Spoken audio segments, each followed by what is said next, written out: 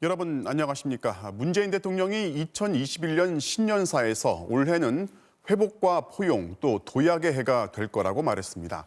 그리고 맨 앞에 언급한 이 회복과 관련해서는 가장 시급한 과제는 코로나19 극복이고 다음 달에 시작하는 백신 접종은 약품은 물론이고 접종비까지 모든 국민에게 무료로 시행할 거라고 밝혔습니다.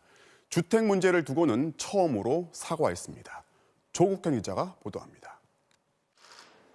회복과 포용, 그리고 도약. 올해는 코로나에 빼앗긴 일상을 되찾고 벌어진 격차를 줄이며 민생 경제에 집중하겠다는 문재인 대통령의 구상입니다. 그 첫 단추로 전 국민 코로나 백신 무료 접종 계획을 제시했습니다. 다음 달이면 백신 접종을 시작할 수 있습니다. 우선순위에 따라 순서대로 전 국민이 무료로 접종받을 수 있도록 하겠습니다. 코로나 위기를 빨리 벗어나려면 누구나 차별받지 않고 백신 접종이 이뤄져야 한다는 겁니다. 방역의 마지막 고비를 넘기면서 경제도 올 상반기 코로나 이전 수준으로 빠르게 회복시킬 것이라고 했습니다. 3차 재난지원금에 이어 30조 원이 넘는 일자리 예산을 비롯한 올해 확장적 예산을 1분기부터 신속하게 투입하겠다는 겁니다. 부동산 대책과 관련해선 처음으로 사과했습니다. 주거 문제의 어려움으로 낙심이 큰 국민들께는 매우 송구한 마음입니다. 빠르게 효과를 볼 수 있는 다양한 주택 공급 방안을 신속히 마련하겠습니다. 투기와의 전쟁을 선포할 정도로 수요 억제에 초점을 맞춰왔던 정책 한계를 인정하고 올해부턴 공급 확대로 정책을 전환하겠다는 뜻을 분명히 한 겁니다. 작년 신년사 때 김정은 답방과 같은 큰 그림을 그렸던 대북 정책도 올해는 현실적인 코로나 협력 방안에 초점을 맞췄습니다. 코로나에 대응하는 과정에서 상생과 평화의 물꼬가 트이기를 희망합니다. 관심이 쏠렸던 전직 대통령 사면 언급은 없었고 권력기관 개혁 언급도 확 줄었습니다. 올해는 소모적 정쟁에서 벗어나 남은 국정 동력을 코로나 극복과 민생 회복에 집중하겠다는 의지로 풀이됩니다. MBC 뉴스 조국현입니다. 접종 준비는 어떻게 진행되고 있는지 정부의 답변이 갈수록 구체화하고 있습니다. 우선 접종 대상자를 최대 3,600만 명 정도로 잡고 있는데 노인과 의료진뿐 아니라 50세 이상 성인과 교정시설의 수감자 직원까지 추가하기로 했습니다. 박선아 기자가 보도합니다. 코로나19 백신 우선 접종 대상자의 범위가 넓어질 전망입니다. 노인과 만성질환자, 의료진뿐 아니라 건강에 문제가 없는 50에서 64세 성인과 교정시설 수감자와 직원들까지 모두 9개 군을 우선 접종 대상에 포함시키는 방안이 유력하게 검토되고 있습니다. 감염에 취약한 것으로 드러난 구치소를 추가했고 우선 접종 연령을 50대로 낮춰 최대 3,600만 명에게 백신을 먼저 접종한다는 계획입니다. 접종은 예정대로 다음 달 말 아스트라제네카 백신부터 시작되는데 국내에서 위탁 생산되는 아스트라제네카 물량을 우선 공급할 전망입니다. 아스트라제네카와 얀센은 독감 접종 때처럼 위탁 의료기관에서, 화이자와 모더나는 별도로 만든 접종센터에서 접종이 진행될 예정입니다. 접종 백신의 종류에 따라서 사전에 준비해야 되는 거와 또 보관 유통이 다르기 때문에 그런 특수성을 감안해서 두 가지의 경로를 통해서 예방접종을 시행하는 걸로. 정부는 유통 보관 방식이 다른 4가지 백신의 효율적인 관리를 위해 통합 유통센터를 만들 계획입니다. 국토부와 국방부까지 참여하는 범정부 차원의 코로나19 예방접종 대응 추진단이 접종 전반을 관할합니다. 정부는 현재까지 확보한 5,600만 명분의 백신은 접종 가능 인구의 120%에 해당한다며 부족하지 않다는 입장을 거듭 밝혔습니다. 다만 면역 지속력과 추가 접종 필요성 등 백신의 불확실성을 고려해 제조사와 추가 물량 확보를 위한 협의도 하고 있다고 설명했습니다. MBC 뉴스 박선아입니다. 이미 접종을 시작한 국가를 지켜보면서 미리 얼마나 꼼꼼하게 준비했는지에 따라서 접종의 속도, 결국 이 집단 면역의 완성 시기가 달라질 수 있다는 걸 배웠습니다. 백신 종류에 따라서 영하 70도의 초저온 유통망까지 갖춰야 하는데요. 그 준비 상황을 김하영 기자가 현장 취재했습니다. 인천국제공항 화물터미널. 수송기에서 코로나19 백신 운송에 사용될 특수 컨테이너 2개가 내려옵니다. 특수 냉매를 사용해 4도까지 내부 온도를 낮춰 130시간 정도 유지할 수 있고 영하 70도까지 유지 가능한 컨테이너도 있습니다. 특수 컨테이너는 공항을 벗어나 초저온 창고 안으로 옮겨지게 됩니다. 영하 85도에서 영상 8도까지 유지할 수 있는 초저온 창고에서는 백신을 각 지역으로 보내기 위해 작은 물량으로 나누는 소분 작업이 이뤄집니다. 코로나19 백신 보관이 가능한 장소에 한번 들어가 보도록 하겠습니다. 현재 이곳은 영하 25도를 기록하고 있는데요. 바로 제약사 모더나의 코로나19 백신을 보관하고 또 소분할 수 있는 장소입니다. 앞에는 또 다른 창고가 보이는데요. 이곳은 최대 영하 85도까지 내려가서 제약사 화이자의 코로나 백신을 보관할 수 있는 장소입니다. 내부 환경이 어떤지 한번 들어가 보도록 하겠습니다. 초저온 창고 안에 들어서자마자 갖고 들어간 이어폰은 순식간에 꽁꽁 얼어버렸고 뜨거운 물을 공중에 뿌리자 금방 안개 속에서 사라졌습니다. 파이자 백신 같은 거는 충분히 보관이 가능하죠. 여기 오래 계시진 못하겠어요, 직원분들이. 직원이 최대 작업할 수 있는 시간이 20분 정도가 맥시멈입니다. 창고 안에서 백신들은 일반 아이스박스처럼 생긴 작은 상자들로 옮겨지는데 여름철에도 72시간 동안 영하 70도를 유지할 수 있습니다. 실제 화이자 백신을 운송할 때는 이런 블록 타입의 드라이아이스를 사용하지 않고 손가락 모양으로 보시면 될 것 같습니다. 둥그런 타입의 봉 형태를 잘라놓은 거라고 보시면. 이렇게 나뉘어진 백신들은 냉동고를 갖춘 전국의 전문 접종센터로 이송되고 접종이 시작됩니다. MBC 뉴스 김아영입니다. 신규 확진자 수는 41일 만에 400명대로 내려왔습니다. 정부는 3차 유행이 정점을 지나서 완만한 감소세로 접어들었지만 이 추세가 언제까지, 특히 이번 주 어떻게 이어질지를 지켜봐야 한다면서 여전히 경계심을 풀지 않고 있습니다. 박진주 기자가 보도합니다. 지난 8일부터 사흘 연속 600명대 중반을 기록하던 신규 확진자 수는 이제 400명대로 떨어졌습니다. 주말 강추위에 검사 건수가 줄어든 영향도 있지만 하루 확진자 수 400명대를 기록한 건 지난해 12월 1일 이후 41일 만입니다. 지난해 11월 14일 확진자 수 200명을 넘어서며 3차 유행이 시작됐고 지난달 말 1240명까지 치솟았던 확진자 수는 새해 들어 700~800명 수준을 유지하다가 오늘은 400명대까지 내려왔습니다. 하지만 감염 경로를 알 수 없는 확진자의 비율은 26.2%로 여전히 높습니다. 서울 강동구의 한 요양병원에서 환자와 보호자 9명이 추가로 확진 판정을 받는 등 집단 감염이 계속되고 있는 점도 불안 요인입니다. 공용 샤워실을 사용하며 휴게실에서 간병인과 보호자의 동선이 겹치고 정수기를 공동 사용하는 것으로 확인되었습니다. 이 때문에 방역당국은 일주일 뒤 하루 확진자 수가 600명에서 700명으로 추산된다고 전망했습니다.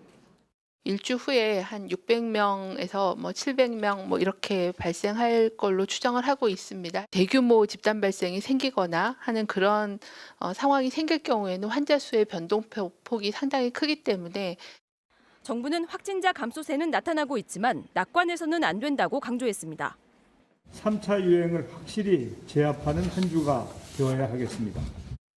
방역당국은 하루 평균 환자 수를 400~500명 이하로 줄여야 거리두기 단계를 조정할 수 있다면서 이번 주 확산 추이를 지켜본 뒤 주말쯤 거리두기 조정 여부를 발표할 계획입니다. MBC 뉴스 박진주입니다. 이번에는 경남 진주시의 한 기도원에서 집단 감염이 발생했습니다. 여러 차례 행정 지도와 경고, 과태료까지 부과하면서 금지시켰지만 이 대면 예배를 강행한 결과인데요. 이제는 검사 대상 중 절반 이상이 연락이 안 되거나 검사를 거부하고 있습니다. 신은정 기자가 취재했습니다. 경남 진주에 있는 국제기도원. 입구에는 출입을 통제하는 시설물이 설치됐고 시설 폐쇄를 알리는 안내문도 붙었습니다. 주변에선 방역복을 입은 의료진들이 바삐 오가며 환자 이송을 준비하고 있습니다. 계속 확진이 나왔으니까 지금 몇 분이 계신 건 모르고 우리는 지시대로 이송만 해주니까. 지난주 이곳을 방문했던 2명이 경기도 남양주와 부산에서 각각 확진 판정을 받았습니다. 같은 기간 이곳에 머물거나 방문했던 180명 가운데 60명을 검사했더니 29명이 무더기로 확진됐습니다. 또 그동안 감염 경로가 밝혀지지 않았던 지역 감염자 5명도 이곳을 직접 방문하는 등 연관성이 확인됐습니다. 명단에 있는 180명 가운데의 절반 이상은 아직 연락이 닿지 않거나 검사를 거부하고 있어 확진자는 더 늘어날 수 있습니다. 이 기도원은 지난해 말부터 행정지도와 경고, 과태료 처분을 받고도 수차례나 대면 기도회를 강행했습니다. 진주시는 지난 5일에야 강제 해산 조치했지만 이미 집단 감염이 이뤄진 이후였습니다. 이 기도원은 미등록 종교시설인데다 내부에서 숙식까지 하며 밀접 생활하는 등 방역 수칙도 제대로 지켜지지 않은 걸로 알려졌습니다. 경상남도는 진주 국제기도원과 경북 상주 BTJ 열방센터 방문자들에게 반드시 코로나19 진단검사를 받으라는 행정명령을 내렸습니다. 오는 18일까지 검사를 받지 않고 그 이후에 확진이 될 경우에는 법적 조치는 물론이고 피해에 대한 구상권이 청구될. 기도원발 집단 감염이 발생한 진주시는 내일부터 일주일 동안 사회적 거리 두기를 2.5단계로 격상하기로 했습니다. MBC 뉴스 신은정입니다. 종교단체 인터콥의 열방센터 관련 확진자는 계속 늘고 있지만 아직 대상자 중 30%만 검사를 마쳤습니다. 나머지는 대놓고 검사를 거부하고 있는 건데요. 대체 왜 거부하는지 그 이유를 가늠해 볼 수 있는 백신을 맞으면 노예가 된다는 내부 설교 영상을 보여드립니다. 홍익표 기자입니다. 지난해 7월 선교단체 인터콥을 이끄는 최바울 선교사의 강연 내용입니다. 2015년, 그러니까 5년 전에 3월에 빌 게이츠와 그 재단이 이렇게 국제 컨퍼런스에서 빌 게이츠가 발표를 했어요. 그 컨퍼런스 이름이 TED, 테드라. 앞으로 인류를 위협 주는 건 핵폭탄이 아니고 코로나 바이러스입니다. 마이크로소프트의 창업자 빌 게이츠가 코로나19 창궐을 미리 알고 있었다고 주장합니다. 백신을 통해 인류를 노예로 만들기 위해서라는 겁니다. DNA를 바꿔서 절대 복종, 공포 없고 두려움도 없고 이 백신을 맞으면 세계가 뭐가 돼? 그들의 노예가 됩니다. 열방센터는 바로 이 인터콥이 운영하는 시설입니다. 코로나19 창궐은 기획된 프로젝트라는 음모론이 신도들 사이에 퍼져 있을 수밖에 없습니다. 내일까지 검사를 받으라고 명령을 내린 경기도에서는 대상자 715명 가운데 480명이 아직 검사를 받지 않았고 서울에서도 263명 가운데 169명이 검사를 받지 않았습니다. 코로나 자체에 대해서 전혀 다른 그들만의 시각을 갖게 되고 당연히 정부의 방역 지침을 어기는 걸 너무나 좀 쉽게 하찮게 생각하지 않을까. 문제는 열방센터 방문자 중 확진자는 154명이지만 추가 전파된 확진자는 그 2배가 넘는 351명이라는 점입니다. 통제하지 못하면 또 다른 지역 감염의 불씨가 될 가능성이 높습니다. 필요시 경찰과 함께 미 검사자 주소지를 직접 방문하여 검사를 독려하고 정당한 사유 없이 검사를 거부하는 자에 대해서는 고발 조치 등 이들의 백신 음모론은 다음 달 시작될 예방접종에도 장애물이 될 것이 뻔해 방역당국의 고민이 깊어지고 있습니다. MBC 뉴스 홍익표입니다. 기존 바이러스보다 전염력이 높다는 영국발 또 남아공발이 아닌 브라질발로 추정되는 새로운 변이 바이러스가 일본에서 처음 발견됐습니다. 이렇게 방역 상황은 갈수록 나빠지는데 긴급 사태를 선포한 게 무색하게도 일본의 주요 번화가는 여전히 북적이고 있습니다. 도쿄 고현승 특파원이 보도합니다. 지난 2일 브라질에서 귀국한 남녀 4명이 지금까지 발견되지 않은 새로운 코로나19 변이 바이러스에 감염된 것으로 확인됐습니다. ブラジルの変異ウイルスも感染力が強いだろうという推測は成り立つと思います。 방역 당국은 새 변이 바이러스가 영국 남아공 변이와는 일부 다른 부분이 있으며 감염력과 중증화 가능성이 더 높은지 백신이 유효한지 등은 조사 중이라고 밝혔습니다. 기존 영국발 변이 바이러스 확진자도 계속 증가해 모두 34명으로 늘었습니다. 도쿄대 연구팀은 변이 바이러스 감염자 100명이 유입될 경우 6개월 뒤에는 하루 확진자가 13,000명에 달할 걸로 예측했습니다. 이는 하루 확진자 수를 300명으로 가정했을 경우여서 연구팀은 최근 하루 6,000명이 넘는 확진자를 감안하면 확산 속도가 더 빠를 거라고 경고했습니다. 하지만 긴급 사태 선언에도 상황은 크게 달라지지 않고 있습니다.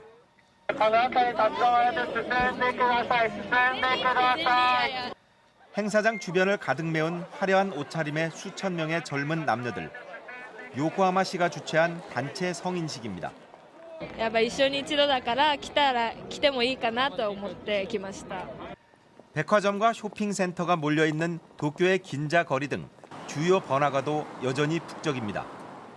보상금을 하루 6만 엔으로 올리면서 음식점과 주점은 대체로 저녁 8시 영업 단축을 지켰지만 낮 시간대 인파는 지난해 4월 긴급 사태 때보다 두세 배 많은 걸로 나타났습니다. ずっと家に引きこもって近所だけうろつくっていうの多分みんなもう限界が来てるのかな。 느슨한 분위기에 확진자까지 늘면서 오사카 등 간사이 지방 3곳은 긴급 사태를 요청했지만 스가 총리는 좀 더 상황을 지켜볼 필요가 있다고 말했습니다. 그러나 여론조사에선 79%가 정부의 긴급 사태 선언이 너무 늦었다고 답했습니다. 도쿄올림픽에 대해선 10명 중 8명이 취소 또는 재연기해야 한다고 답해 지난달 조사 때보다 회의적인 시각이 17%나 많아진 것으로 나타났습니다. 도쿄에서 MBC 뉴스 고현승입니다. 예, 오늘부터 4조 원 넘는 규모의 3차 재난지원금 지급이 시작됐죠. 지원금을 받는 소상공인들, 대체로 반기면서도 일시적인 지원책이 아닌 근본적인 대책 마련을 요구하기도 했습니다. 김민찬 기자입니다. 코로나 3차 확산 이후 식당 손님이 끊기자 아예 한 달간 휴업을 결정한 이면준 씨. 전기요금이나 재료비를 아껴 조금 더 버텨보기로 한 임 씨에게 재난지원금 200만 원은 큰 힘이 됐습니다. 가장 춥고 코로나가 가장 심했던 이 시기에 한 달 정도는 그래도 일단은 쉴 수 있는 상황이 되니까 개인적으로는 그래도 좀 괜찮은 편이죠. 하루 손님 한 명 구경하기 어려운 세탁소 사장님도 마찬가지. 통장에 들어온 100만 원으로 전기요금 40만 원을 내고 나머지로는 밀린 임대료 일부를 낼 수 있게 됐습니다. 어떤 날은 한 사람도 안 오는 날도 있어요. 그래서 조금 도움이 된다고 생각되긴 되는데 100만 원 받으면 월세 먼저 내야죠. 하지만 그동안 영업 제한으로 입은 피해 규모를 생각하면 지원금이 턱없이 부족하다는 말도 나왔습니다. 이 헬스장도 지원금 300만 원이 나오지만 한 달 임대료만큼도 안 됩니다. 월세도 안 되기 때문에 큰 도움은 안 돼요. 근본적인 해결책은 저희가 경제활동을 할 수 있게 형평성 있는 방역 정책을 내야 된다고 생각합니다. 소상공인들 대부분은 일시적 지원이 아닌 생존을 위한 장기적이고 근본적인 대책을 요구했습니다. 활성화가 이제 안 돼서 이제 침체가 되면은 미래 우리가 이제 더 힘들어지니까 이거를 어떻게 버텨내야 되나 말아야 되나 뭐 막 걱정이. 지원금 신청 첫날인 오늘 대상자 143만 명 가운데 오후 6시까지 90만 명이 신청했습니다. 내일은 사업자 등록번호 짝수인 소상공인이 신청 대상. 정부는 늦어도 이달 말까지는 3차 지원금 지급을 완료한다는 계획입니다. MBC 뉴스 김민찬입니다. 개인 투자자들의 강력한 매수세 속에 코스피가 장중 한때 3,200선을 넘어섰습니다. 오늘도 개인 투자자들은 역대 가장 많은 4조 5천억 원어치를 사들였는데요. 이른바 비투 목적으로 추정되는 신용대출도 급증하고 있어서 금융당국이 긴급 점검 회의를 열었습니다. 서유정 기자입니다. 코스피 지수 3,000을 돌파한 지 사흘째인 오늘 주가는 개장하자마자 3,200선을 넘어섰습니다. 3,266까지 올랐던 코스피는 그러나 170포인트의 낙폭을 기록하며 크게 출렁이다 3,148로 마감했습니다. 오늘도 시장을 떠받친 건 개인 투자자들. 동학개미들은 오늘 하루만 4조 5천억 원 가까운 주식을 사들였습니다. 역대 최대의 매수 규모입니다. 거래대금이 폭발한 거죠. 지금의 금리 환경이나 이런 그 주변 환경들은 지금 지수대에서 오래 머물 수 있는 그 시간은 충분히 제공될 수가 있다라는 거죠. 연초부터 코스피가 숨가쁜 상승세를 보이면서 주식 투자를 새로 시작하는 사람도 늘고 있습니다. 새해부터 시작을 해서 아무래도 요즘 제일 좋아 보여서 좀 시작하게 됐어요. 안 하면 오히려 바보 되는 그런 분위기가 된 것 같아요. 주식을 안 사면 손해보는 듯한 분위기가 확산되면서 돈을 빌려 뛰어드는 비투 역시 급증하는 추세입니다. 증권사 돈을 빌려 주식을 산 신용융자 잔액은 사상 최대를 넘어 이미 20조 원을 돌파한 상황. 특히 작년 말 고비를 조였던 신용대출의 빚장이 새해 들어 다시 풀리면서 1월 들어 닷새 동안 늘어난 신용대출만 5대 은행 기준 4,500억 원에 달합니다. 마이너스 통장을 통한 신규 신용대출 건수도 같은 기간 2배로 뛰었는데 이 기간 돈이 오간 이른바 활동 주식 계좌는 3,580만 개로 늘어 대출 가운데 상당액은 주식시장으로 유입된 것으로 분석됩니다. 개연성이 충분히 있죠. 일종의 쏠림이니까 지금은 뭐 규제나 이런 것 때문에 또 세게 지르지도 못하는 건데 그런 것들이 지금 작용을 하는 것 같아요. 신용대출이 과열 조짐을 보이자 금융당국은 오늘 주요 은행 담당자들과 긴급회의를 열고 신용대출 추이를 면밀하게 살펴 가계대출 총량을 관리해 줄 것을 당부했습니다. MBC 뉴스 서유정입니다.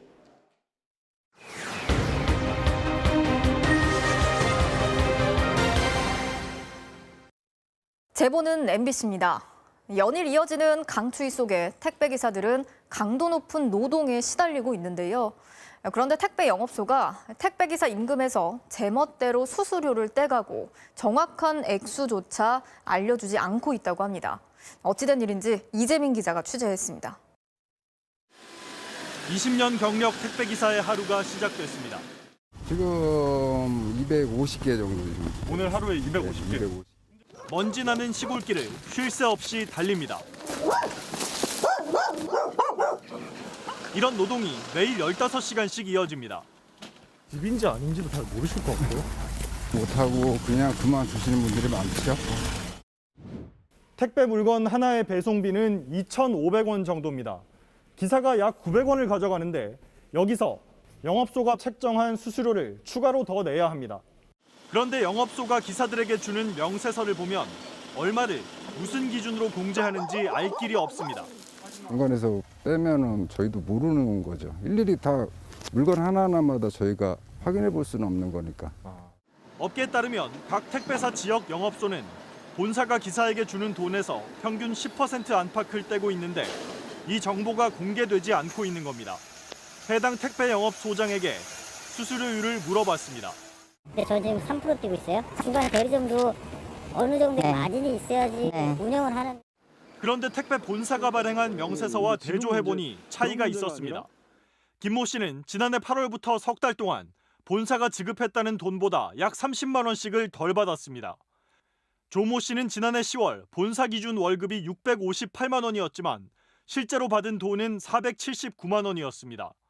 조 씨의 경우 27%나 영업소가 가져간 겁니다. 내가 이 정도 원래 벌어야 되는 건데 이렇게밖에 못 받았었나 하고 이제 사기라고 해야 되나요? 들쭉날쭉 그것도 불투명하게 수수료를 떼가는 영업소에 문제 제기도 해봤습니다. 10개의 쌀을 배달했는데 9개의 복수권은 어디로 간 겁니까? 그 따지고 드니까 그때서야 이게 안 쳐졌구나.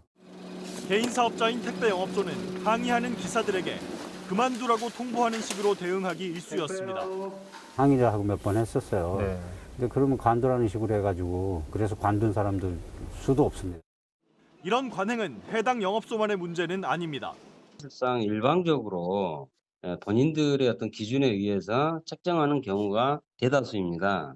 본사들은 수수료율에 대해선 대리점과 기사의 일로 관여하지 않겠다는 입장입니다.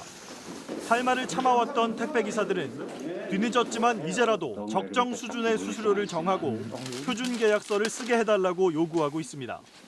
MBC 뉴스 이재민입니다. 위안부 피해자에 대한 일본 정부의 법적 책임을 처음으로 인정한 판결. 지난주 우리 법원에서 나왔죠. 마침 비슷한 재판이 또 진행되고 있는데 판결을 불과 이틀 앞두고 재판부가 갑자기 선고를 미뤘습니다. 왜 그런지도 잘 알려지지 않아서 배경의 의구심이 높아지고 있습니다. 곽동건 기자가 전해드리겠습니다. 위안부 피해자 이용수 할머니. 일본 정부의 손해배상을 청구한 사건의 2달 전 마지막 재판에 나가 또 한 번 울분을 쏟아냈습니다. 조선의 아이가 대한민국에 늙어 이렇게 와서 이렇게 호소를 해야 됩니까? 지난주 다른 피해자 12명이 먼저 재판에 이겼다는 소식은 남의 일이 아니었습니다. 너무너무 기뻐서 무슨 말로 드려야 될지 모르겠습니다. 다 여러분들 힘입니다. 그런데 정작 이 할머니 등 피해자 20명이 낸 소송은 모레로 예정됐던 최종 선고가 갑자기 미뤄졌습니다.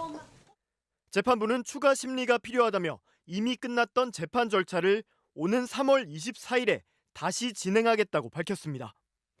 그러나 뭘 더 심리할 건지는 알려지지 않았습니다. 피해자 측 소송 대리인단은 선고 이틀 전 아무런 설명도 없이 변론 재개를 일방 통보한 건 도저히 납득하기 어렵다고 즉각 반발했습니다. 차를 타고 가려고 해놨는데 그랬어요. 그런지 궁금합니다. 재판 당사자들의 요구가 없었는데도 재판부가 선고 직전 변론 재개를 선언한 건 이례적인 데다 부적절하다는 지적까지 나옵니다. 변론 진행하는 과정 중에 정리를 했어야지 이렇게 다 종결해 놓고는 갑자기 기일을 2달 후로 잡는 거는 말 그대로 그냥 지연밖에 안 된다라고 생각을 합니다.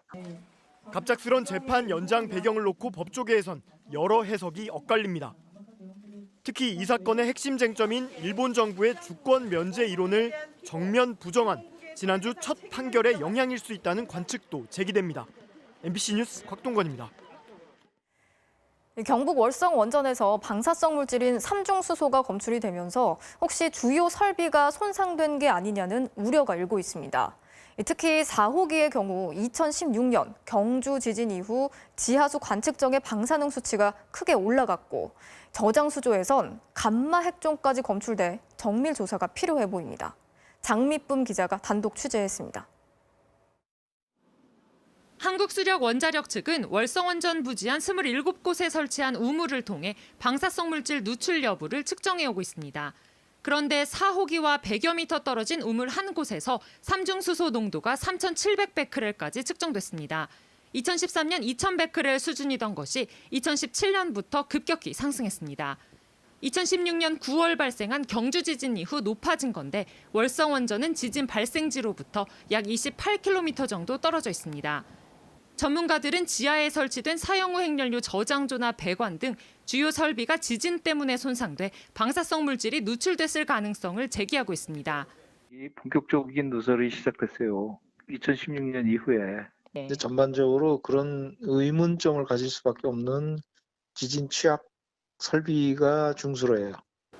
4호기 인근 지하수 한 곳에서는 삼중수소가 1, 2, 3호기보다 10만 이상 높은 53만 베크렐까지 검출됐습니다. 사용 후 핵연료 저장조 주변 지하에 설치한 집수정에서도 안에 고인물을 검사해 방사능 누출 여부를 측정하는데 4호기 주변 집수정에선 2019년 8월 이후 9개월 동안 감마 핵종이 미량이지만 7차례 검출됐습니다. 감마 핵종은 감마선을 내는 원소로 삼중수소와 달리 자연 상태에선 존재할 수 없는 세슘 같은 인공 방사능 물질입니다. 세슘 137, 스트론튬 90은 진짜 위험도 하지만 월성 4호기에서 검출이 되었다는 것은 보통 핵발전소보다 방사능이 많이 유출되었다는 것을 의심해 볼 수 있겠습니다. 한수원도 월성 4호기 사용 후 핵연료 저장조에서 감마 핵종이 누설됐다는 사실을 인정했습니다. 다만 2019년 6월 저장조 수리를 완료했고 그 뒤로는 더 이상의 누설은 없다고 주장했습니다. 집수조 유입수에는 감마 핵종이 검출되지 않고 있고요. 현재 구조물의 건전성에는 이상이 없는 것으로 판단이 되고 있습니다. 삼중수소와 함께 감마 핵종까지 누설된 사실이 확인되면서 월성 4호기 사용 후 핵연료 저장고의 안전성에 대한 전면적인 조사가 시급합니다. MBC 뉴스 장미쁨입니다. 중대재해기업처벌법, 이런 일 막자고 만들자 했던 거지만 결국 노동안전망에 커다란 구멍을 내고 통과되면서 법을 두려워하지 않는 일터에서는 안타까운 죽음이 오늘도 잇따랐습니다. 먼저 석탄 운반용 컨베이어 벨트에 끼어 숨진 30대 노동자의 소식을 강서영 기자가 보도합니다. 여수 국가산업단지의 한 사업장. 석탄을 옮겨 싣는 컨베이어에 사람이 끼었습니다. 신고를 받고 출동한 소방 구조대원이 다급하게 구조 장비를 찾습니다. 산소 절단기까지 동원해 컨베이어를 해체하자 사방에 불꽃이 튑니다. 2시간 반 만에 구조된 34살 A씨는 병원으로 옮겨졌지만 끝내 숨졌습니다. 석탄 운송업체 금호 TNL로부터 업무를 받은 한 하청업체 직원 A씨는 당시 동료와 2인 1조로 멈춰선 컨베이어를 점검하고 있었습니다. 그런데 갑자기 작동을 시작한 컨베이어에 다리가 끼이면서 변을 당했습니다. 유치나 이런 부분들이 좀 원활치 않습니다. 죄송합니다. 저희도 지금 현재 진위를 파악 중에 있습니다. 해당 사업장에는 지난 2018년에도 컨베이어 벨트에서 작업하던 40대 협력업체 노동자가 추락해 숨졌습니다. 지난 8일 논란 끝에 이른바 중대재해법이 국회에서 통과된 직후 발생한 인명사고에 노동계는 격양된 반응을 보였습니다. 최초의 요구와는 다르게 너무나도 처벌이 약화되고 이러는 사이에 또다시 사망사고가 발생을 했고 합동감식을 마친 경찰은 사고 당시 안전규정이 제대로 지켜졌는지 수사하고 있습니다. MBC 뉴스 강서영입니다. 오히려 작은 사업장이 더 위험하다고 경고했지만 5인 미만 사업장은 아예 법 적용의 대상이 아닙니다. 그리고 오늘 상시 근로자가 5인 미만인 한 폐플라스틱 재생업체에서 끔찍한 죽음이 발생했습니다. 이어서 이다연 기자입니다. 119 구조대원들이 플라스틱 파쇄기 앞에 모여 있습니다. 파쇄기에 팔이 낀 노동자를 꺼내고 있는 겁니다. 자, 하나, 둘, 셋! 팔이 빨리 나오네! 하지만 이 노동자는 이미 심정지 상태로 숨져 있었습니다. 숨진 51살 장모 씨는 오늘 낮 12시 40분쯤 폐플라스틱을 파쇄기에 넣는 일을 하다 기계에 끼었습니다. 여성 직원인 장 씨는 당시 혼자 작업 중이었던 것으로 전해졌습니다. 2인 1조로 근무한다는 안전수칙이 지켜지지 않았던 것으로 보입니다. 노동계에선 이 사업장의 상시 근로자가 5인 미만인 것으로 파악하고 있습니다. 5인 미만 사업장의 경우는 최근 국회를 통과해 앞으로 시행될 예정인 중대재해기업처벌법의 적용 대상에서 제외돼 있습니다. 심각한 인명피해가 발생해도 이 법에 따른 무거운 처벌이나 징벌적 배상 책임을 물을 수 없게 되는 겁니다. 노동계는 우려했던 일이 현실화됐다며 죽음을 차별하는 법을 당장 개정해야 한다고 주장했습니다. 결국에 반쪽짜리 이 중대재해기업처벌법이라서 5인 미만의 사업장은 적용받지 못하고 있습니다. 사실 이곳 같은 경우도 5인 미만의 사업장이기 때문에 적용받지 못하고 있는 거고요. 지난 2019년 산재 사고로 숨진 노동자는 855명, 이 가운데 35%가 5인 미만 사업장에서 발생했습니다. 50인 미만으로 범위를 넓히면 사망자 10명 가운데 8명이 중소업체에서 나왔습니다. MBC 뉴스 이다현입니다.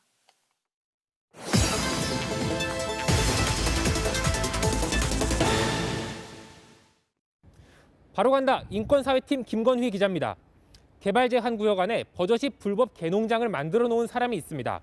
수백 마리의 개를 지옥 같은 환경에 가둬둔 그 불법 개농장과 개 경매장. 그런데 그곳은 신도시 개발이 예정된 곳입니다. 나가라고 하니까 개발 보상금을 내놓으라며 버티는 개 농장주. 자신의 돈벌이를 위해 강아지를 대놓고 알박기에 동원하고 있지만 철거는 어렵다는 지자체의 속수무책 행정을 고발하러 지금 바로 가보겠습니다. 경기도 남양주시 일패동. 그린벨트로 묶여있는 한 야산에 의심스런 건축물 수십 개가 들어서 있습니다. 개 농장으로 향하는 길입니다. 사방에서 개 짖는 소리가 울려 퍼지고 있는데요. 저 너머에는 좁은 뜬장 안에 개들이 갇혀 있습니다. 비좁은 철창마다 개 서너 마리가 들어있고 먹이로 쓰는 음식물 쓰레기에서는 악취가 진동합니다. 이게 원래 개 먹이죠. 찌꺼기 사람 똥 싸는 거 똥 먹고. 3년 전 개를 잔인하게 죽여 기소유예 처분을 받았던 개 주인의 행태는 바뀌지 않았다는 제보도 있습니다.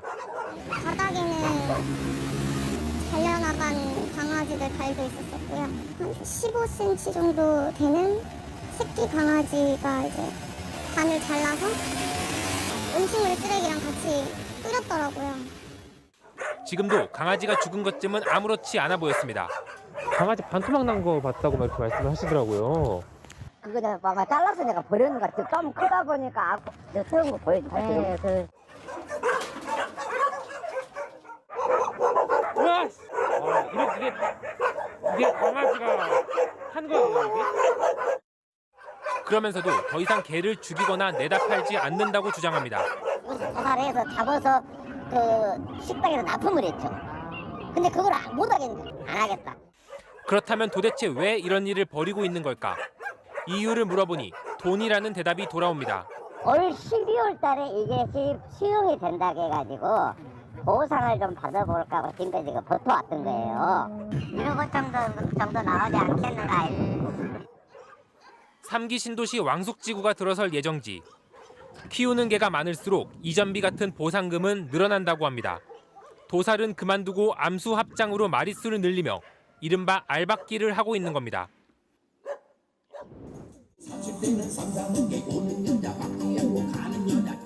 역시 신도시 계획에 포함된 인근의 개 경매장. 경매장 근처에는 이렇게 개고기를 계속해서 준비하겠다는 현수막이 걸려 있는데요. 과연 이들의 이야기는 어떨지 직접 가서 한번 들어보겠습니다.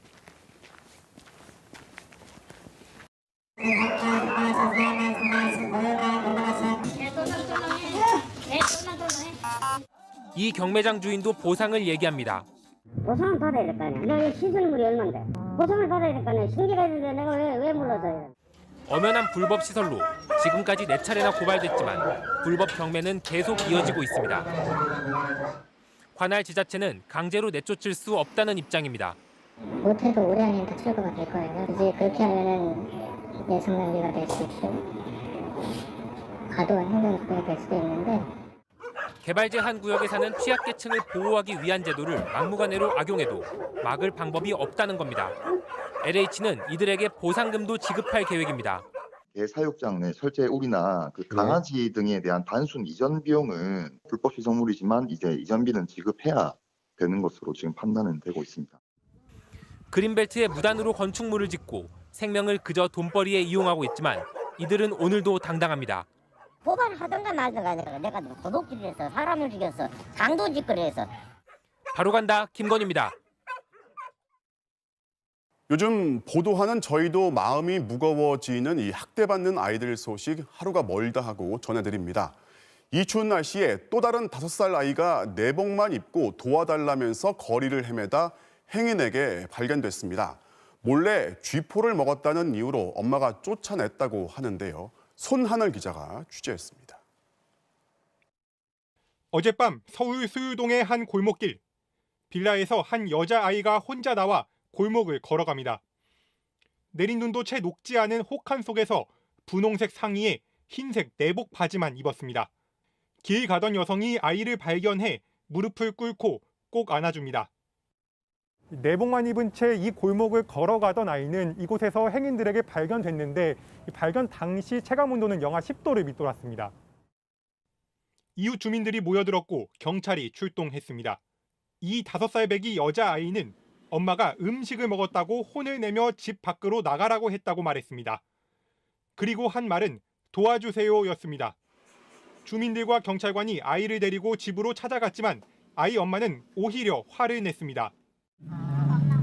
왜 내 얘기를 하고 데려왔냐고 소리 지르는 거나 신고하는 아줌마한테 소리를 지르는 거니까 싸우고 계시고 경찰분이 얘기를 듣고 하고 20대인 아이 어머니는 학대를 한 것이 아니라 혼을 냈더니 아이가 혼자서 집을 나간 것뿐이라고 주장했습니다.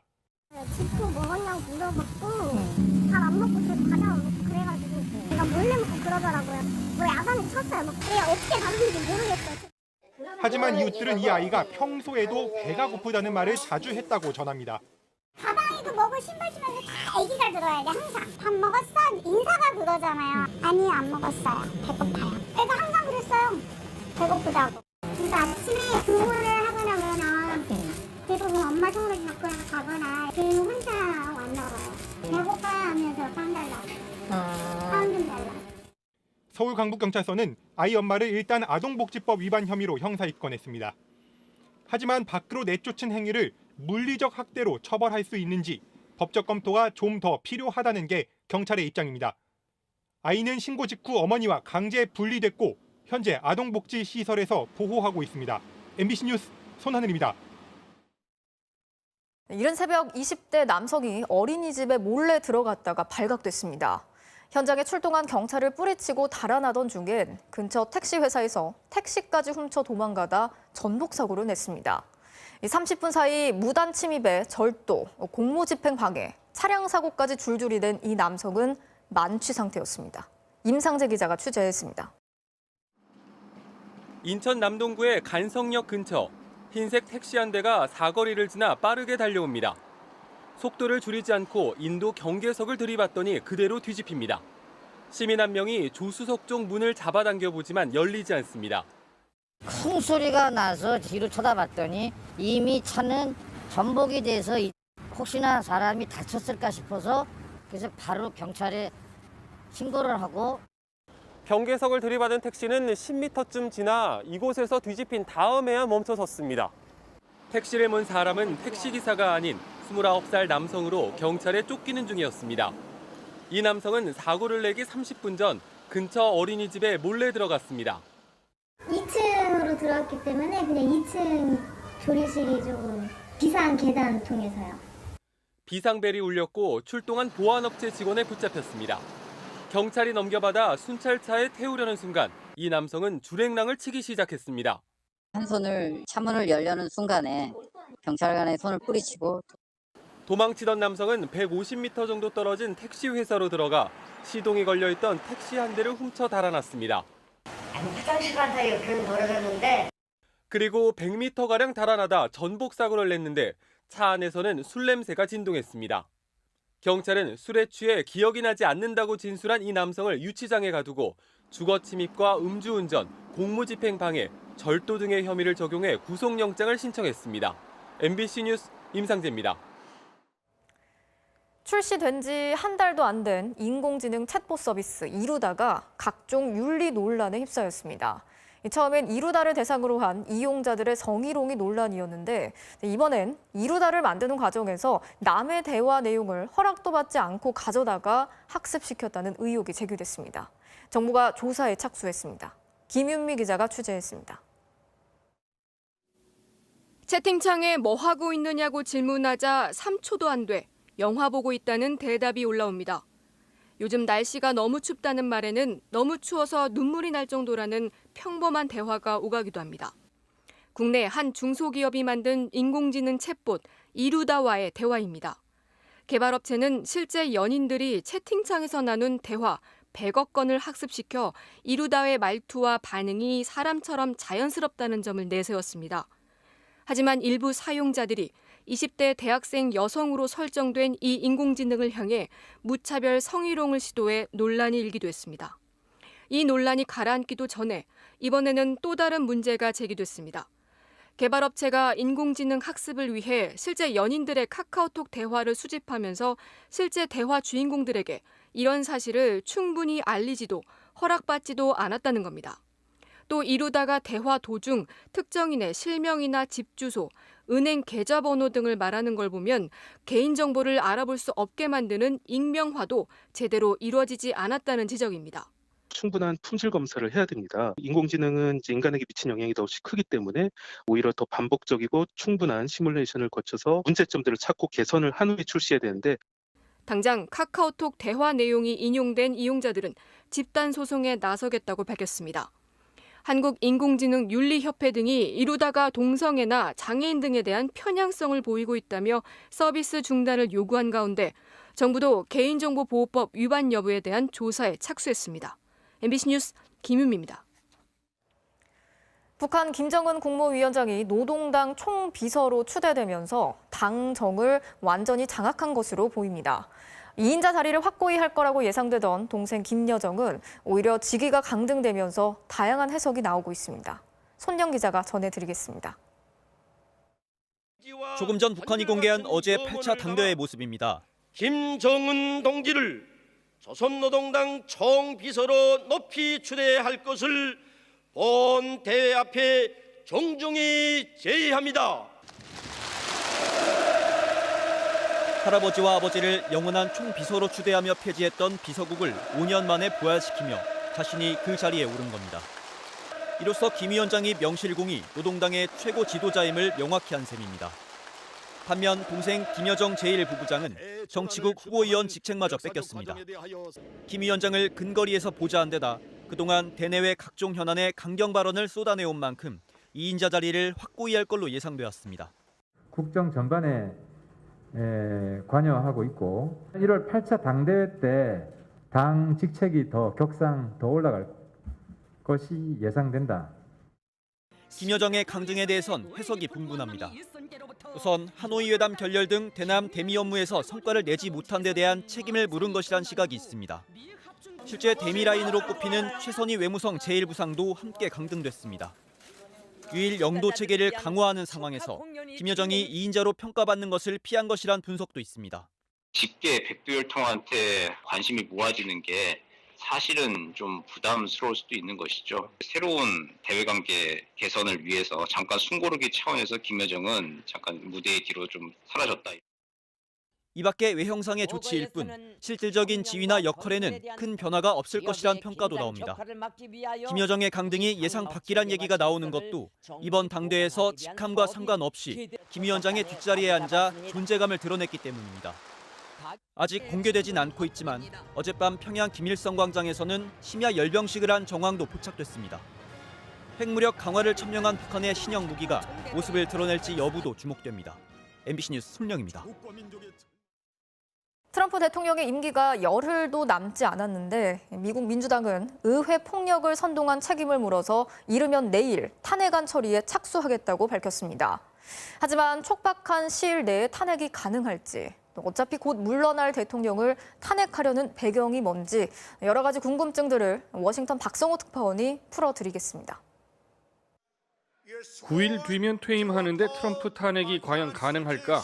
사실 어렵습니다. 하원에선 일정을 서둘러 과반수 가결만 하면 되는데 상원이 문제입니다.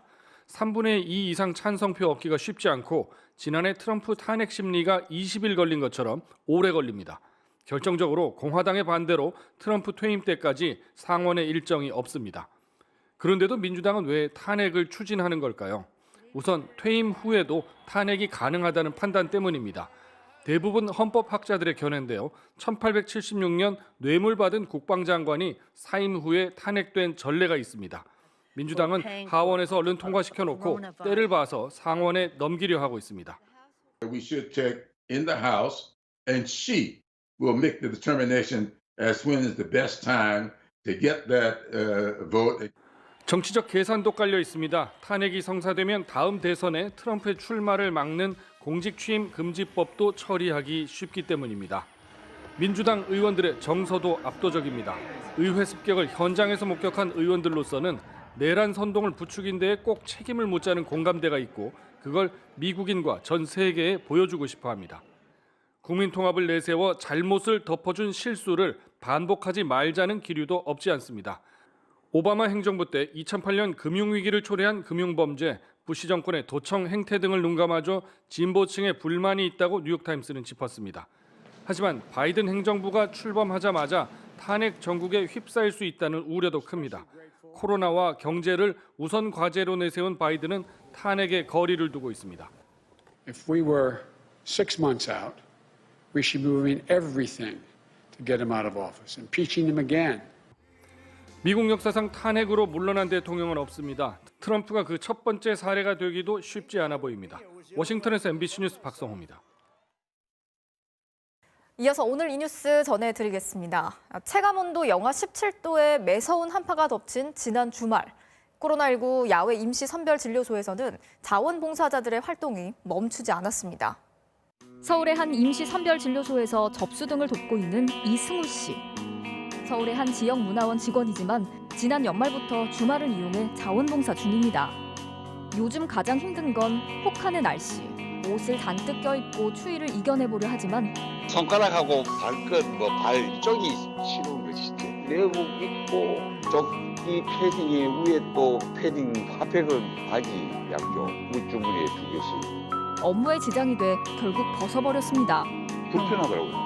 일정도로 좀 떨어져서 서식해 주세요. 안내를 해야 되는데 허리도 못 굽히고 뻣뻣하게 손만 왔다 갔다 하니까 강추위에 손가락도 뽑았습니다.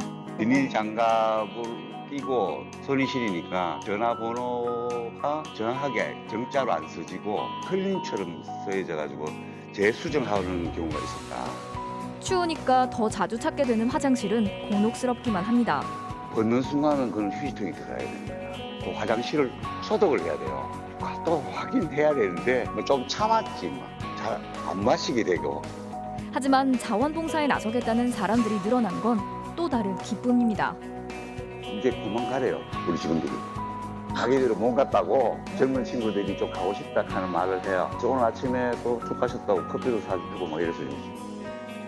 또 다른 자원봉사자 김지양 씨.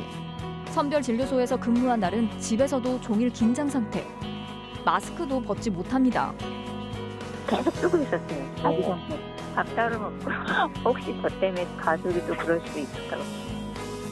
하지만 의료진에 비하면 자신들의 고생은 별것 아니라는데요.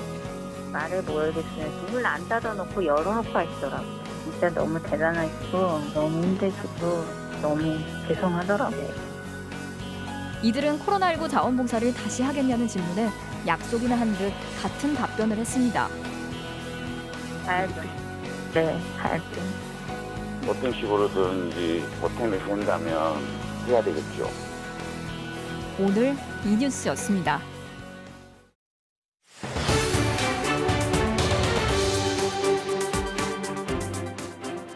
노동을 존중하는 사회라는 국정기조에 맞지 않게 구의역 김군의 죽음을 폄훼하는 발언을 한 변창흠 국토부 장관이 그대로 임명된 것을 두고 부실 검증과 임명 강행이라는 고위공직자 인사청문 절차의 고질적인 문제가 다시 한번 불거졌습니다. 이럴 거면 인사검증과 청문회를 왜 하냐는 거죠. 이번 달에도 고위공직자 인사청문회는 줄줄이 예정돼 있습니다. 오늘은 반복되는 부실 검증과 유명무실한 인사청문회 문제를 이학수, 손병산 두 기자가 이어서 진단하겠습니다. 반성을 하였으며 죄송하다는 말씀을 사죄드립니다. 구의역 김군이 조금만 신경 썼으면 아무 일도 없었을 것이라는 SH공사 사장 시절 발언이 논란이 된 변 장관. 청문회장에서 10번 넘게 사과해야 할 정도로 파장이 컸지만 청와대는 사전 검증 과정에서 파악하지 못했던 것으로 알려졌습니다. 다주택과 탈세, 병역 등 일반적인 검증 기준을 중시했기 때문으로 보입니다. 하지만 변 장관의 김군 발언은 이미 지난 2018년 언론에 보도됐었다는 점에서 기초조사가 부실했다는 지적이 나옵니다. 국회의 추가 검증도 미흡했습니다. 감싸기로 일관한 여당에선 급기야 회의록 공개가 문제라는 식의 발언까지 나왔습니다. 공기업의 자료가 유출되는 이런 행태는 해당 기업들이 좀 더 관심을 가지고 관리를 해야 되겠다.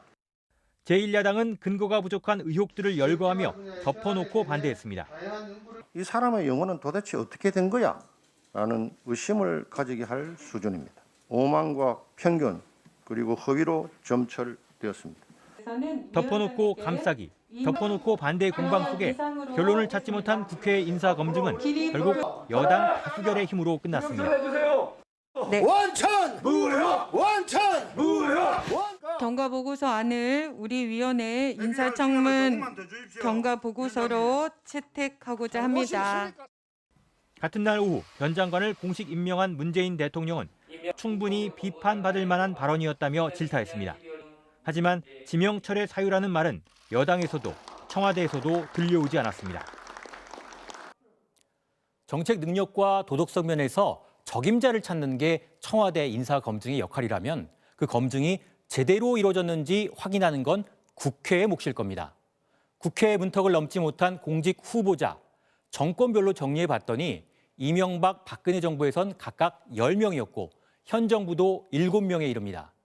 하지만 논란이 된 인사가 그대로 임명되는 경우도 상당수였습니다.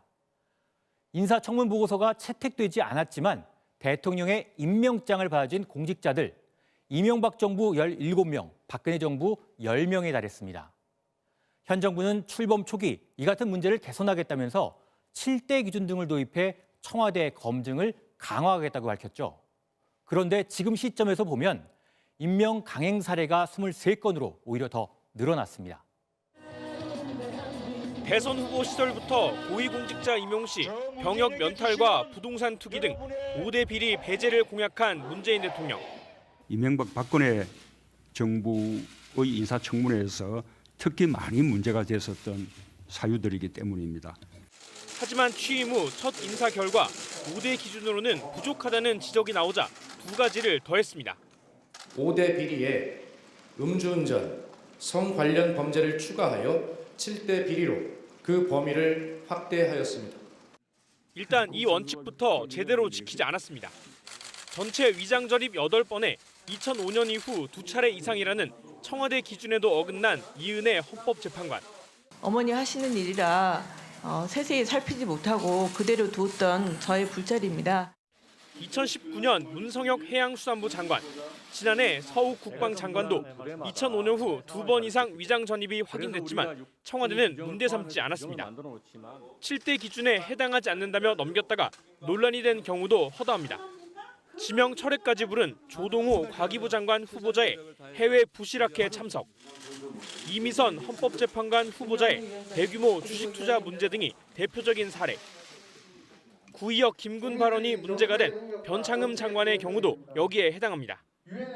청와대 검증 과정 자체가 비밀에 붙여져 있고 사후 공개되지 않는 것도 문제라는 지적입니다. 그 부분에 대해서는 저희들이 대외적으로 공개할 수 없도록 그렇게 되어 있습니다. 이 같은 문제를 꼼꼼히 확인해야 할 국회는 진영에 덫에서 빠져나오지 못하고 있습니다. 청와대 민정수석을 법무부 장관에 기용하면 안 된다고 주장했던 과거의 민주당. 검찰의 중립성을 크게 훼손할 우려가 있다. 이런 점에서 지금 반대를 하고 있습니다. 여당이 되자 문제 삼지 않았습니다. 과거 다운계약서 작성 문제로 사과하면서 공직의 기회를 달라고 호소했던 장관 후보자. 죄송스럽게 생각합니다. 하고 수정할 수 있으면 하도록 하겠습니다. 야당이 되자 같은 문제를 제기하며 공직 자격이 없다고 공세에 나섰습니다. 청와대의 부실하고 불투명한 사정 검증, 청문은 없고 진영만 있는 국회의 문제가 여전히 그대로인 가운데 당장 일손이 급한 대통령의 임명 강행은 거대 여당의 등장으로 오히려 더 탄력을 받은 모양새입니다. 최근 문재인 대통령과 민주당 지도부는 도덕성과 정책 검증을 분리하는 제도를 대안으로 적극 제시하고 있지만 과거 야당 시절에는 강력 반대했던 방안입니다. MBC 뉴스 손병선입니다.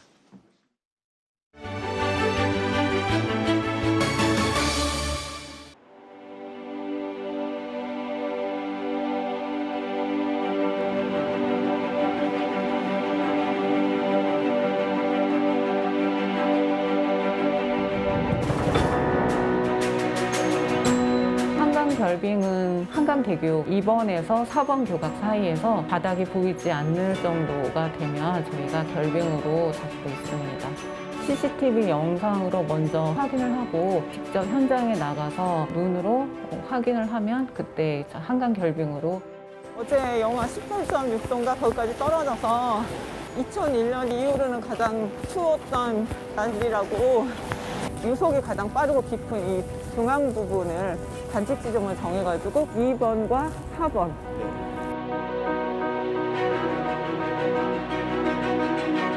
네, 완전히 얼었습니다. 영하 15도를 오르내리는 모진 추위가 다가오자 한강물도 얼어붙고 젊은이들은 스케이팅에 앞서다. 예전에는 한강이 얼어서 사람들이 한강 위로도 다니고 했다고 하더라고요. 지금 같은 경우는 얼어도 이제 밟으면 그냥 깨지는 정도로 얼고요. 얼음이 두껍게 얼기 전에 저희가 쇠빙 작업을 해요. 순식간에 얼어붙었습니다. 그래서 쇠빙선을 이용해서 쇠빙을 한 후에 신속하게 인명구조를 위해서 출동을 해야지. 영하의 상태에서 물에 빠지면 용사의 위험도 있고 한강에 있는 얼음 위로 올라가는 건 대단히 위험합니다.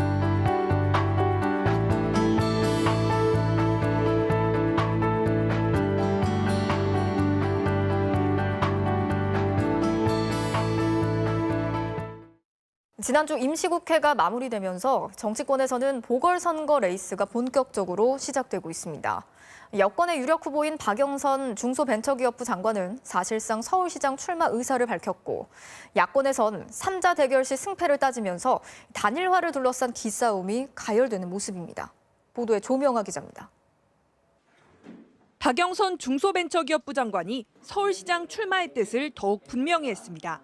당이 필요하다라는 요청에 대해서는 상황이 매우 어려워졌기 때문에 저도 매우 크게 비중을 두고 생각을 하고 있습니다. 박 장관은 문재인 정부 초심으로 돌아가 국민들의 질책을 경청할 필요가 있다며 더 품위 큰 민주당이라는 말을 내놓았습니다. 야권의 유력 후보로 떠오른 국민의당 안철수 대표도 직접 겨냥했습니다. 발짓자 행보를 지속하는 분에게 서울을 맡겨도 되느냐에 대한 어떤 그런 물음 이런 것도 지금 지속되고 있습니다. 단일화를 둘러싼 야권 내 기싸움은 더욱 치열해지고 있습니다. 국민의힘 오세훈 전 서울시장은 이번 주 안철수 대표와 만날 것이라면서 단일화 실패 시 3자 대결 구도까지 언급하며 안 대표의 결단을 압박했습니다. 단일화의 확률은 점점 작아질 수밖에 없는 거죠. 3자 대결을 염두에 두고 출마해야 된다는 그 충고를 해주시는 분들이 많았기 때문에 김종인 비대위원장은 더 나아가 당대당 통합은 어려운 일이며 3자 대결 구도에서도 이길 수 있다고 강조했습니다. 정당 통합이라는 것은 있을 수도 없는 일이에요. 저는 상상을 하지 못하는 상황이기 때문에 3자 구도에서 승리 가능하다고 보시면 나는 상징할 수 있다고 생각을 해요. 김 위원장은 당 지도부와 만난 자리에서도 안철수 대표는 끝까지 갈 사람이라면서 3자 대결로 준비하라고 지시한 것으로 전해졌습니다. 이처럼 단일화를 놓고 국민의힘과 맞서고 있는 안철수 대표는 오늘 무소속 홍준표 의원과 대구에서 만난 사실이 공개됐습니다. 안 대표 측은 우연히 만났다고만 했는데 홍준표 의원은 MBC와의 통화에서 안철수를 짓누르려고 하면 낭패를 볼 것이라며 단일화 필요성을 강조했습니다. MBC 뉴스 조명아입니다. 최근 도요타나 폭스바겐 같은 글로벌 자동차 업체들이 공장을 멈춰 세우거나 생산량을 줄이고 있습니다. 차량에 들어가는 반도체를 구하지 못해서라고 하는데요. 현영준 기자가 취재했습니다. 미국 포드사가 SUV를 생산하는 켄터키 공장을 일주일간 멈추기로 했습니다. 도요타도 미국 공장에서 픽업 트럭 생산을 줄일 예정입니다. 차량에 들어가는 반도체를 구하지 못해서입니다. 폭스바겐과 혼다, 닛산 등 다른 글로벌 완성차 업체들도 마찬가지. 차량용 반도체 구하기가 어려워진 건 PC용 반도체 주문에 밀려 생산량이 확 줄었기 때문입니다. 코로나 탓에 교육용, 게임용 PC와 서버 판매량이 급증하면서 지난해 컴퓨터와 태블릿 PC 출하량이 1년 전에 비해 17% 넘게 급증했는데 반도체 업체들이 수익이 좋은 PC용 생산에 주력하고 있다는 겁니다. 자동차용 반도체는 기술적으로 좀 난이도가 있습니다. 휴대폰에 비해서 시장이 그렇게 크지 않기 때문에 제조하는 기업 입장에서 보면 사업성이 좀 떨어진다고 볼 수는 있죠. 여기에 대만 반도체 위탁 생산업체인 TSMC가 지진과 정전 사태로 생산 차질을 빚으면서 자동차용 반도체 수급 상황은 더 악화됐습니다. 갑자기 생산 시설을 늘리거나 바꿀 수도 없어 차량용 반도체 부족 현상은 최대 반년 이상 갈 수 있다는 게 전문가 분석입니다. 다행히 국내 업체들은 아직 큰 피해가 없는 상황. 현대기아차는 지금은 물량을 안정적으로 확보하고 있지만 상황을 예의주시하고 있다고 밝혔고 한국 GM과 르노 삼성도 모기업과 반도체 수급 상황을 공유하며 부품 조달에 차질이 생기지 않도록 대응할 계획이라고 설명했습니다. MBC 뉴스 현영준입니다. 코로나19가 불러올 극심한 소득 양극화에 대비해야 한다는 목소리가 커지고 있죠. 해외에서는 건물 임대료를 파격적으로 지원해주는 제도가 소개되고 있습니다. 여당에서도 코로나로 본 이익을 공유하는 제도, 자영업자들의 손실을 보전해주는 제도를 검토하기로 했습니다. 최경재 기자입니다. 더불어민주당 이낙연 대표가 코로나 이익공유제 카드를 꺼내들었습니다. 비대면 경제로 호황을 누리는 인터넷, 플랫폼 업종 등의 이익을 일부 환원해 타격을 입은 소상공인과 자영업자 등을 돕자는 구상입니다. 코로나로 많은 이득을 얻는 계층이나 업종이 코로나 이익의 일부를 사회에 기여해 피해가 큰 쪽을 돕는 다양한 방식을 우리 사회도 논의할 만하다고 생각합니다. 김태년 원내대표도 소상공인과 자영업자의 영업 손실을 보상하는 제도적 방안을 검토하겠다고 밝혔습니다. 방역 봉쇄로 문을 닫는 업체에게 임대료 등 고정비의 최대 90%까지 지원하는 독일 사례 등이 참고된 것으로 알려졌습니다. 민주당은 일단 법제와 같은 강제성 조치 대신 착한 임대인 캠페인처럼 법인세 감면이나 금융지원 같은 유인책을 앞세워 자발적 참여를 유도할 계획입니다. 하지만 당내 한 중진 의원은 착한 임대인 캠페인 참여율 저조 등을 언급하면서 선의나 양심에만 호소하는 건 효과가 없을 것이라고 지적했습니다. 정의당도 같은 이유로 자발적 이익 공유제보다 특별 재난 연대세 신설 논의가 더 필요하다고 주장했습니다. 코로나 승자에게 합당한 사회연대세를 부과하고 이를 재원으로 사회 안전망을 구조적이고 제도적으로 구축해야 합니다. 반면 국민의힘은 이 공유제 제안에 대해 사회주의 경제를 연상하게 하는 반시장적 발상이 놀랍다며 비판했습니다. MBC 뉴스 최경재입니다. 혹독한 이번 한파에 동파 사고가 잇따르면서 특히 상수관이 낡은 오래된 주택, 또 간이 상수도를 쓰는 시골 마을들의 피해가 이만저만이 아니라고 합니다. 허지희 기자가 현장 취재했습니다. 전에 없던 거대한 얼음벽이 만들어졌습니다. 댐 물이 녹을 틈 없이 겹겹이 얼어붙으면서 높이 28m, 길이 171m의 빙벽으로 변한 겁니다. 계곡물을 쓰는 산골 마을은 모든 것이 멈췄습니다. 빙판이 되어버린 취수원과 계곡. 임시 방편으로 관로를 설치해보고 불로 녹여봅니다. 급하게 마련한 해빙기로 관로에 뜨거운 열기를 넣기도 하지만 모두 헛수고. 몸이 불편한 노인과 주민들은 빙판에 미끄러질까 물 길어갈 엄두도 못 냅니다.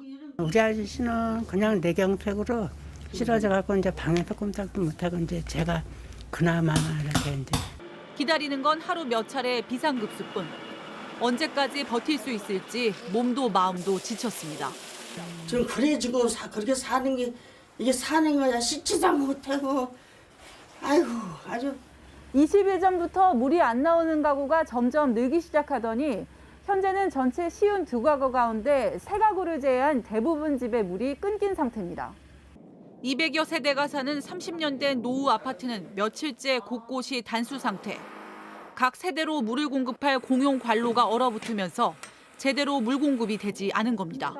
그러면 일주일에 또 터지고 엊그제 또 터지고 이게 내가 살 수 있으니까 이거 하루 이틀 아니고. 혹시 몰라 물을 틀어놓고 사비를 들여 배관을 녹이는 공사까지 했던 일부 입주민들은 며칠째 피해를 보고 있습니다. 뭐 영세민이나 아니면은 장애인 분들도 좀 계시는데 그러다 보니까 이런 상황이 발생을 해도 관리사무소만 얘기만 할 뿐 그러면 나몰라라식으로 해버리면 대응이 안 되는. 코로나19로 종일 집에만 있어야 하는 올겨울. 모든 것을 얼어붙게 한 불청객 한파는 집마저 불편한 공간으로 만들었습니다. MBC 뉴스 허지입니다. 한반도를 거대한 냉동고로 만든 북극 한파가 힘을 점차 잃어가고 있습니다. 칼바람의 초입에 자리한 서해 연평도 영상을 한번 보실까요? 가장 추웠던 지난주 금요일에는 최저 기온이 영하 15.6도까지 떨어지고 시속 20km를 넘나드는 바람이 불면서 이렇게 방파제를 따라 살얼음이 가득했는데요. 오늘은 바람도 잠잠해지고 기온도 오르면서 한결 평온한 모습을 되찾았습니다. 내일 아침까지는 서울의 수은주가 영하 8도를 보이겠지만 낮에는 8일 만에 영상권을 되찾겠고요. 특히 수요일인 모레는 영상 8도까지 껑충 오를 전망입니다. 날은 풀리겠지만 하늘 표정이 말끔하진 않겠습니다. 오늘 밤과 내일 사이 곳곳에 눈 소식이 있는데요. 일단 내일 오전까지 제주 산지에 최고 15cm, 서해안에 1cm 안팎이 오겠고요. 오후부터 밤 사이 중부 내륙에 또 눈이 오겠습니다. 지난주 수요일만큼은 아니어서 서울은 눈이 날리는 정도에 그치겠고요. 그래도 강원 영서와 충북, 경북 등 내륙 깊은 곳은 5cm는 쌓일 수 있어 대비를 하셔야겠습니다. 내일 아침 최저 기온 서울은 영하 8도, 대구 영하 7도까지 떨어지겠고요. 낮 기온은 오늘보다 올라서 서울 2도, 광주 4도가 되겠습니다. 날씨였습니다. 네, 1월 11일 뉴스데스크 마치겠습니다. 오늘도 함께해 주신 여러분 고맙습니다. Ask, mask. 지금 마스크가 답답할 땐? 에어데이즈. 지금 마스크가 숨 막힐 땐? 에어데이즈. 숨 쉬는 공간을 설계하다. 에어데이즈. 닭갈비는 춘천산, 피로회복 프로인산, 양꼬치는 중국산, 피로회복 프로인산, 깜빡했다 하차산, 피로회복 프로인산, 큰 피로엔 구론산.